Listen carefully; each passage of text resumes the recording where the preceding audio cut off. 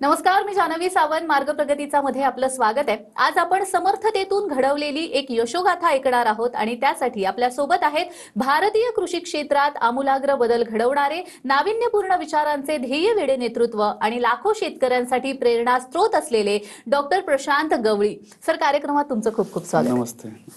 Doctor Prashant गवळी हे केवळ नाव नव्हे तर एक क्रांती आहे. कृषी क्षेत्रात नाविन्यपूर्ण प्रयोग, आधुनिक तंत्रज्ञानाचा समतोल वापर आणि शाश्वत शेतीचं भविष्य घडवणारं एक दूरदर्शी नेतृत्व. 10 वर्षाहून अधिक काळ त्यांनी शेती, कॉन्ट्रॅक्ट फार्मिंग, कृषी व्यापार आणि आधुनिक सिंचन प्रणाली यामध्ये उल्लेखनीय कामगिरी केलेली आहे.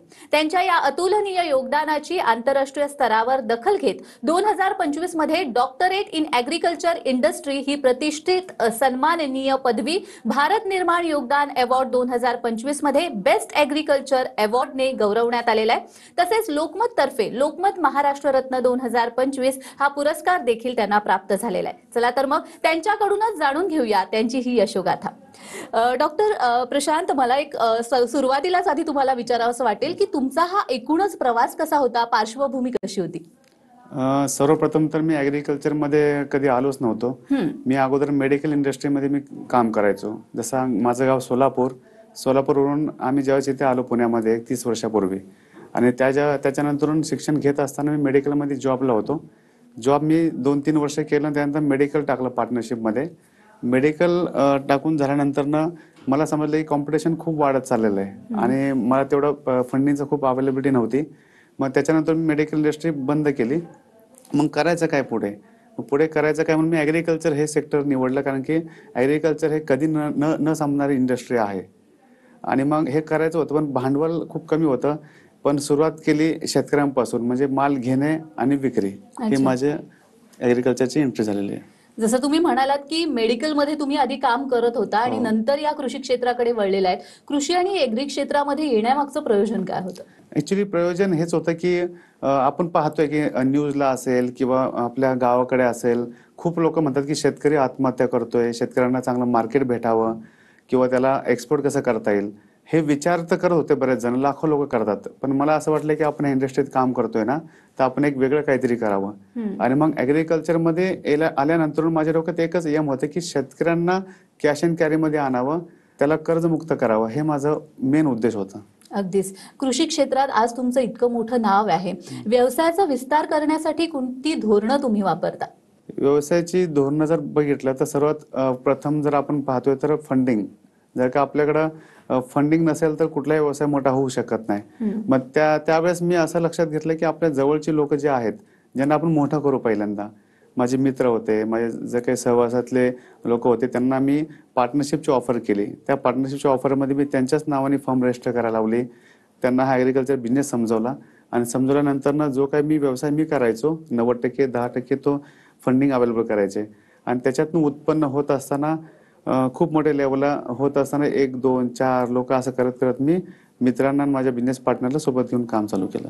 तर तुम्ही शून्यापासून हा व्यवसाय उभा केलेला आहे आणि कोणत्याही व्यवसायामध्ये यशस्वी होण्यासाठी मानसिकता खूप महत्वाची असते. कारण बऱ्याच वेळा आपल्याला निराशा येते. मग अशा वेळी स्वतःला मोटिवेट करण्यासाठी तुम्ही काय केलं? कुठल्याही व्यवसायामध्ये आपण ज्यावेळेस काम करतो की त्याच्यामध्ये निराशा म्हणा, अडचणी, ह्या सगळ्या गोष्टी येतात. तर मी काय नवीन नाही त्याच्यामध्ये, पण मलाही खूप साऱ्या अडचणी आल्या किंवा नैराश्य येतं. सर्वप्रथम तर सुरुवात होते घरापासून. कारण आपण घरामध्ये वेळ नाही दिला तरी घरची पत्नी नाराज होऊ शकते. आईचं एखादं काम नाही ऐकलं तरी आई म्हणते की तू फक्त कामातच व्यस्त आहे, बाहेर फिरतोय. आणि मला एक मुलगा पण आहे. त्याच्यातून एक लहान मुलगा, आई वडील, पत्नी, ह्या सगळ्यांना पण वेळ द्यायचा आहे. हे झालं पहिलं परिवार आपलं प्रायोरिटीवर. आणि ते नाराज झाले की आपण बाहेर काम नाही करू शकत, आपण एक डिस्टर्ब राहतो. मग त्यावेळेस आपण त्यांना काहीतरी सांगायचं, आपण पुढे फिरायला जाऊ किंवा आपण कुठल्या तरी देवस्थानला जाऊ, असं सांगून त्यांचे एक वेळ काढायचं. आणि राहिली गोष्ट व्यवसायामध्ये जर बघितलं तर बरेच कॉम्पिटिशन असतं मार्केटमध्ये की ते पुढे जाऊ देत नाहीत. पण असं नाही की प्रॉब्लेम आला आणि त्याला आपण मागं हटायचं. आपण तो प्रॉब्लेम साईडला ठेवून मी नेहमी नवीन रस्ता कधी अवलंबला आणि नवीन नवीन व्यवसाय मी सुरुवात केली. कारण की ॲग्रिकल्चर खूप मोठा बिझनेस आहे, ह्याला खूप मोठं मार्केट आहे, कारण की प्रत्येकाला ह्याच्यामध्ये पैसे कमवायचे आहेत. पण खरं तर ह्याच्यामध्ये त्रास काय आहे हे खूप कमी लोकांना माहिती, की सकाळी लवकर उठावं लागतं, ते पेरिसेबल मार्केट आहे, तर नुकसान होईल का? त्यात नुकसान पण खूप होतं आपल्याकडे. एक्सपोर्ट केलं, कंटेनरमध्ये 2 लाख नुकसान झालं, ते पण नैराश्य असते आणि आपल्या फॅमिलीला पण सांभाळून घ्यायचं आहे. तर त्यावेळेस मी व्यवसायामध्ये एकच लक्षात ठेवायचं की मी पहिले स्वामींना खूप मानतो. मी पोथी वाचतो रोज आणि पोथी वाचून झाली की मी शांत होतो, न्यूट्रल होतो आणि सर्वप्रथम कुठली तरी अडचण आली तर माझं एकच असतं की शांत राहणे. शांत राहून मार्ग निघतात. अशा पद्धतीने मी आध्यात्मिकची जोड मला आहे.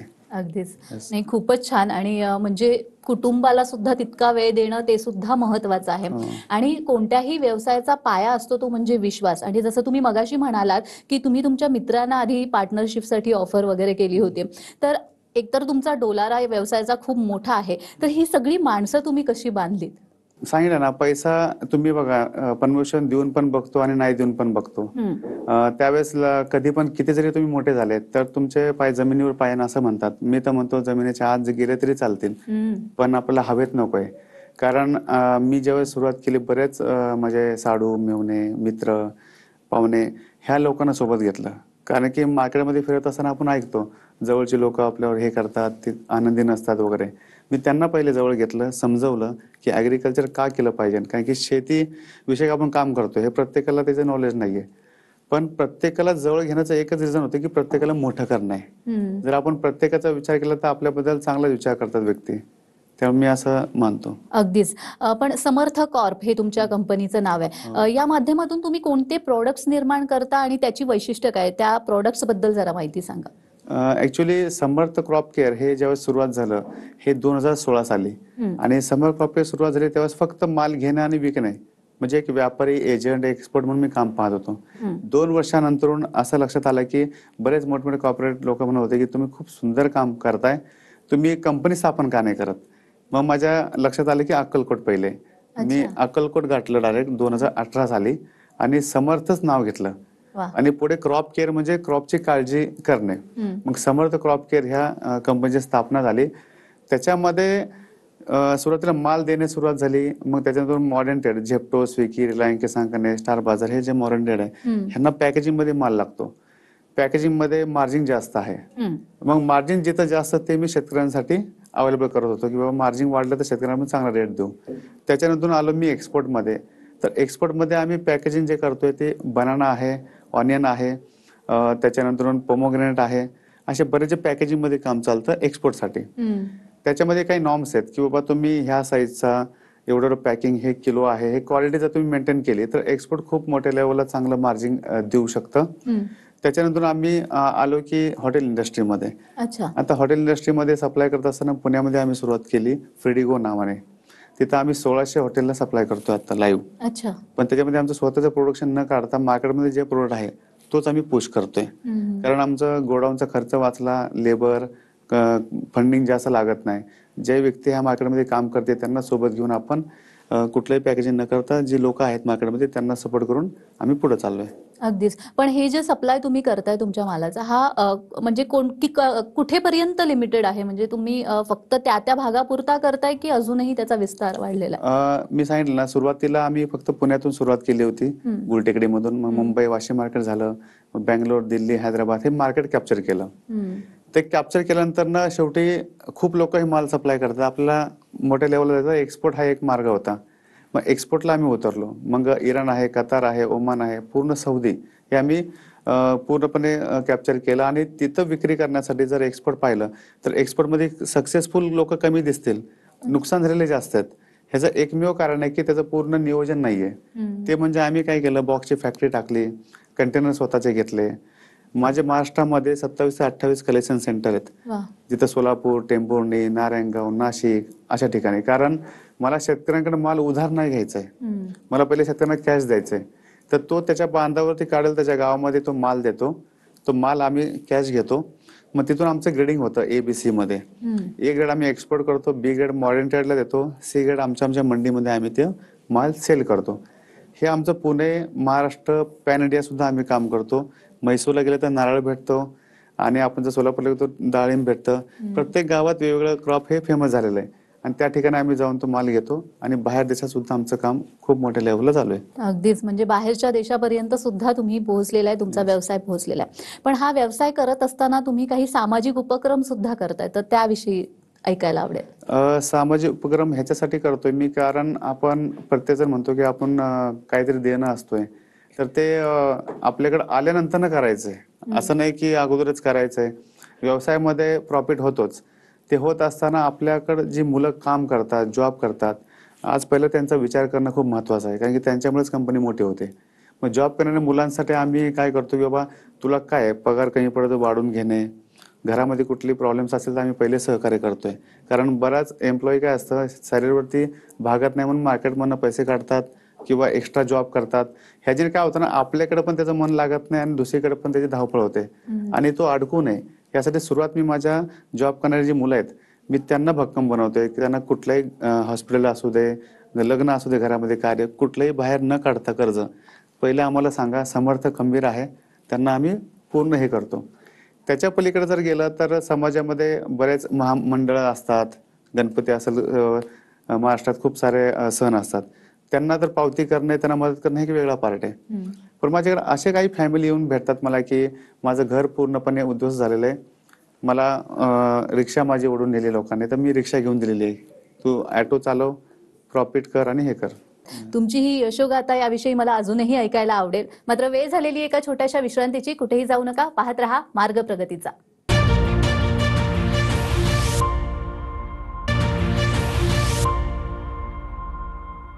विश्रांतीनंतर सर्वांचं पुन्हा एकदा स्वागत आहे. आज आपण समर्थतेतून घडवलेली यशोगाथा ऐकतोय आणि ज्यांची ही यशोगाथा आहे असे डॉक्टर प्रशांत गवळी आपल्या सोबत आहेत. डॉक्टर प्रशांत, मी मगासपासून तुमच्याकडून जे ऐकते की शेतकऱ्यांसाठी तुम्ही आता ज्या ज्या काही उपाययोजना केल्यात त्याबद्दल मला ऐकावंसं वाटेल, जास्त जाणून घ्यायचं आहे. आणि दुसरी गोष्ट म्हणजे त्याचा शेतकऱ्यांना कशा पद्धतीने फायदा झाला? नक्कीच. सर्वप्रथम की शेतकऱ्यांना कर्जमुक्त करायचं आहे. शेतकऱ्यांना होणारे जे काही नुकसान आहेत ते थांबवण्यासाठी आम्ही सर्वात अगोदर जो मार्ग काढला तो कलेक्शन सेंटर. कारण की हे कलेक्शन सेंटर हे फक्त माल घेणं नाही आहे, तर त्या गावामध्ये एक सेंटर उभं राहिल्यामुळे त्यांना कॅश अँड कॅरीमध्ये आणण्यात आलं. सेकंड, त्याची फसवणूक थांबली, कारण त्याला त्याच्या बांधावर माल दिल्यावर त्याला कॅश पेमेंट त्याला भेटतं, त्यामुळे त्याची फसवणूक होणार नाही. आणि जे काही शेतकरी पिकवतोय ते पिकवत असताना त्याला मार्गदर्शन पण खूप महत्वाचं असतं, कारण तो त्याच्या मर्जीने लावत असतो आणि गावात प्रत्येकजण तेच पीक लावत असतात, त्याच्यामुळे रेट पडू शकतात.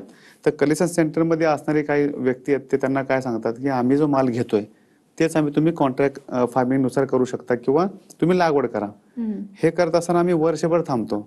वर्षभर आम्ही त्या शेतकऱ्याला तो जो पिकवतोय ते माल घेतो. घेतल्यानंतर ना आम्ही त्याला कॅश अँड कॅरीमध्ये आणलं आणि ग्रेडिंग कसं करायचं हे आम्ही त्यांना शिकवतो.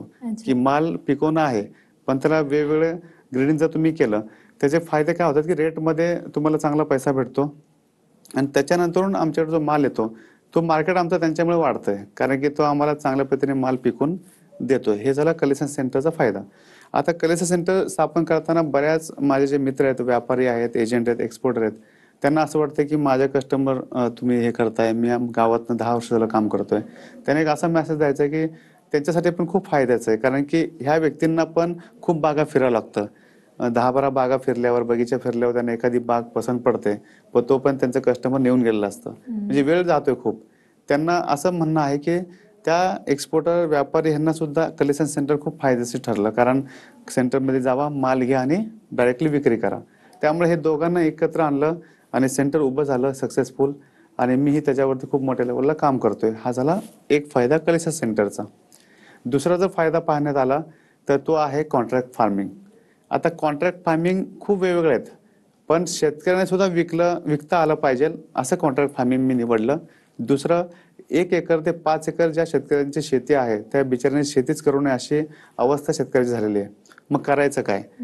मग ह्याला बदल कसं घडवायचं? तर मी मनामध्ये आणलं की काय करता येईल. मग इस्रायलवरनं जे पेरूची बाग आहेत, आंबे आहेत, ह्यांचे बियाणं हे नाशिकमध्ये डेव्हलप होतात आणि तिथून माझे सहकारी मित्र ते डेव्हलप करून आम्हाला ती रोपं देतात. त्याचं वैशिष्ट्य म्हणजे वर्षातनं ते 4दा पीक येतं पेरूचं. मग आम्ही मिक्स फ्रूट शेती करायला चालू केली, म्हणजे 1 एकरला 6 एकरची लागवड, म्हणजे 6 पट उत्पन्न कसं वाढेल. जर उत्पन्न वाढलं तर त्याचे सगळे प्रॉब्लेम सॉल्व्ह होतील. आणि 5 एकरची किती झाले, 30 एकर झाले, कारण की 6% तुम्ही वाढवलेलं आहे. तर त्याच्यामध्ये येणारं पीक वाढलं, त्याला मार्गदर्शन आहे. 2x6 ची लागवड होते, त्याच्यामध्ये झेन आंबा आम्ही लावतोय, त्याच्यानंतर पेरू आहे, त्यानंतर तुम्ही नारळ लावू शकता, जांभूळ आहे. असे मिक्स फ्रूट शेती केल्याने उत्पन्न वाढेल आणि उत्पन्न वाढल्यामुळे त्यांच्या घरामध्ये एक चांगलं वातावरण होईल, तो कर्जमुक्त होईल नक्कीच. हे मी कॉन्ट्रॅक्ट फार्मिंगच्या माध्यमातून शेतकऱ्यांना आज आवाहन करतोय की तुम्ही खरंच कॉन्ट्रॅक्ट फार्मिंग करा, मिक्स फ्रूट शेती करा. तिसरं आहे जे मगाशी बोलता बोलता बोलून माझं राहिलं की एक्सपोर्ट करत असताना बरेच शेतकरी एक्सपोर्ट करायचं आहे पण मार्गदर्शन नाहीये. बरेच शेतकऱ्यांची मुलं आहेत त्यांना एक्सपोर्ट करायचे मार्गदर्शन नाहीये. आम्ही काय करतो की कुठलेही क्लासेस न घेता आम्ही त्या शेतकऱ्याची मुलं असेल किंवा शेतकरी आहेत त्याला आम्ही आमच्याकडे सेंटरला बोलवतो. त्याला कुठल्या माल कुठं घ्यायचं आहे, कसं ग्रेडिंग होतं, कसं पॅकिंग होतं शिकवतो, कंटेनर कसं स्टफिंग होतं. ते सगळं झाल्यानंतर पॅकेजिंग झाल्यानंतर ते मुंबईला जेव्हा कंटेनर जातो तर त्यावेळेस तिथं क्लिअरन्स कसं करायचं, कारण की माल तर आला सगळं आहे तर क्लिअरन्स म्हणजे डॉक्युमेंटेशनचा पार्ट आहे. तो देखील आम्ही त्या व्यक्तींना समोरासमोर लाईव्ह त्यांना डॉक्युमेंटेशन पार्ट समजवतो. समजून झाल्यानंतर त्याला क्लिअरन्स कसं करायचं शिकवतो, कारण की कधी गेट ओपन होतो, वेसल कधी आहे ह्याचं त्याला माहिती आम्ही शिकवतो. त्याच्यानंतर येतो विषय की तिकडं मग विकायचं कुणाला, तर तो सुद्धा आम्ही मार्ग त्यांचा मोकळा केलेला आहे. तो म्हणजे बाहेर देशामध्ये आपल्याच महाराष्ट्रातून आपण मुलं घेऊन घेत जातो.